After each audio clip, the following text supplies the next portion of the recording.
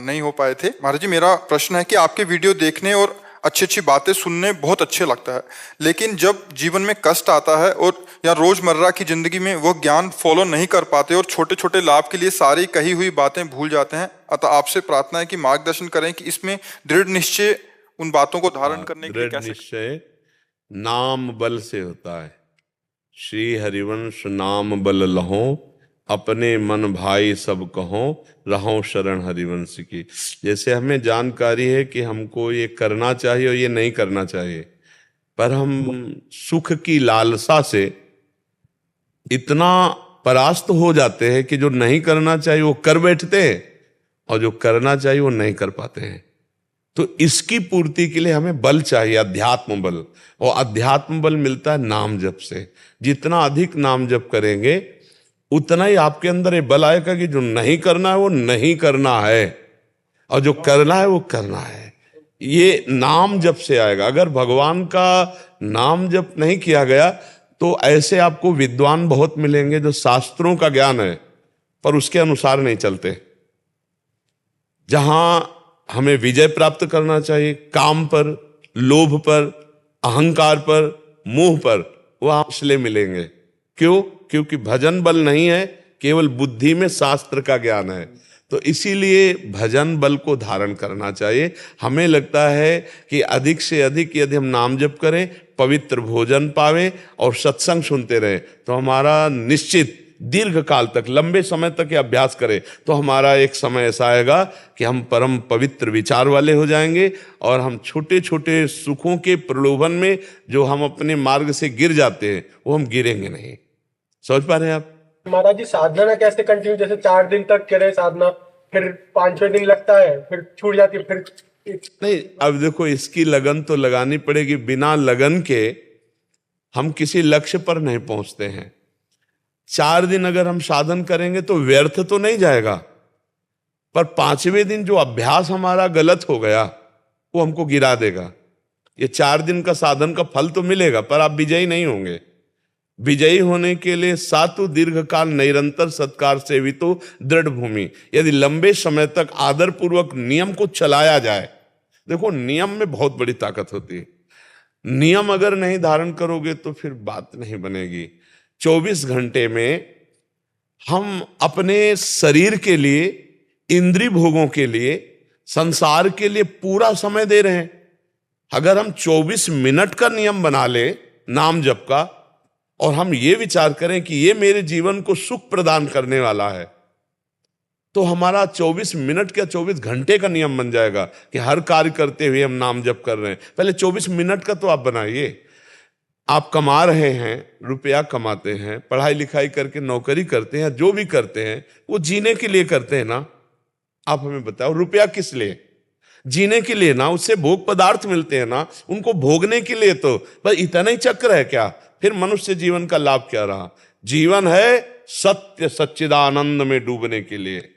ये जीने के साधन है। रुपया पैसा कमाकर, भोग सामग्री एकत्रित करके परिवार का पोषण, शरीर का पोषण, लेकिन हम जी रहे हैं प्रभु के लिए। अगर हमारा जीवन प्रभु के लिए नहीं है तो फिर मृत देह है। जिन हरि भगत हृदय नहीं आनी, जीवित सब समान ते प्राणी। वो मुर्दे के समान जीवन। आप देखो कितना खोखला जीवन है। वह भोग, नाना प्रकार की वासनाओं की पूर्ति, नशा, रुपया कमाना, ये जीवन, फिर नरक जाना, ये कोई जीवन है? अगर आप महत्व बुद्धि रखें तो नियम नहीं टूटेगा। नियम एक जिद्दी स्वभाव। अब 4 दिन किया, छोड़ दिया तो फिर परमार्थ का अनुभव तो नहीं होगा, वो व्यर्थ नहीं जाएगा। अगर 4 बार नाम जब किया है तो उसका भी फल मिलेगा। जब असत कर्म व्यर्थ नहीं जाते तो अविनाशी सच्चिदानंद भगवान का सत्कर्म भजन कैसे व्यर्थ चला जाएगा?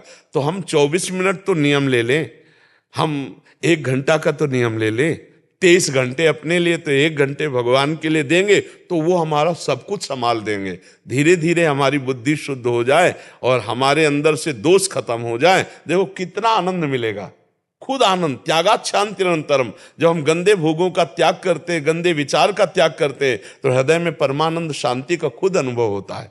आप समझ रहे ना? नियम निष्ठा, भोजन सुधार लो तो नियम निष्ठा सुधरेगी। भोजन आजकल बहुत गलत है। ये जो होटलों का भोजन है बहुत अपवित्र भोजन है। अब कोई ऐसे बिरला हो कि स्नान आदि करके पवित्रता पूर्वक, नहीं तो बड़ा अपवित्र आहार, तो ये सब बुद्धि भ्रष्ट करने वाली फिर नियम नहीं बनेगा। फिर तो भोगों का नियम बनेगा, भजन का तो नियम नहीं बनेगा। जिसका भोजन सही है उसका भजन सही होगा, जिसका भोजन सही नहीं उसका भजन सही नहीं होगा। और आज 100% भोजन अशुद्ध, 1% की भी गुंजाइश नहीं रह गई है। यदि आप अपने घर में पवित्रता पूर्वक बनाएं तो मान लो हल्दी ला करके और घर में कूट के आप छौंकें तो हल्दी है, नहीं पता नहीं कि हल्दी है कि केमिकल है। आपके घर में गाय है और आप दूध दूह के ले रहे हैं तो पता है कि दूध है, नहीं पता नहीं दूध है कि केमिकल है। अब ऐसे भोजन जाएंगे तो शरीर रोग ग्रसित होगा। इसीलिए पहले कहा गया है कि भोजन आहार शुद्धि तो सत्व शुद्धि अर्थात अंतःकरण शुद्धि। तो बड़ी अपवित्रता बन रही। आजकल लोग इतने घर में आलसी बन गए कि होटलों का भोजन अच्छा लगता है, घर का अच्छा नहीं लगता है। तो होटलों का भोजन जब अच्छा लगेगा तो भोग विलासिता अच्छी लगेगी, भजन नहीं लगेगा। लिख लो, भजन अच्छा नहीं लगेगा। भोजन का सुधार ही भजन का सुधार है, जीवन का सुधार है। जिसका आहार गलत, अब आहार कितना गलत होता चला जा रहा है। नौजवान बच्चे शराब, ये सब गांजा आदि, ये सब गंदी चीजें जो बुद्धि को भ्रष्ट कर दें। और व्यभिचार, देखो भोजन का प्रभाव देखो, ये जो चला है ना समाज में हमारे, ये बहुत हानिकारक है। एक बच्चा दूसरी बच्ची से मित्रता का व्यवहार करके शरीर शोषण, फिर वो दूसरे से, फिर तीसरे, पहले से ब्रेकअप, दूसरे से। तो ये व्यभिचार प्रवृत्ति को अगर शासन में नहीं लिया जाए, अपने दिमाग से अपने शासन में न लिया जाए, तो ये भ्रष्ट करके शरीर छोड़ने के योग्य कर देगी। आपको ऐसी परिस्थिति में फंसा देगी कि आपको जो नकारात्मक सोच वाला मन है वो यही आज्ञा करेगा कि हम अपने शरीर को छोड़ दें। इसलिए बहुत सावधान रहा जाए, भोजन शुद्ध किया जाए, तभी हमारा परमार्थ पुष्ट होगा। ठीक है।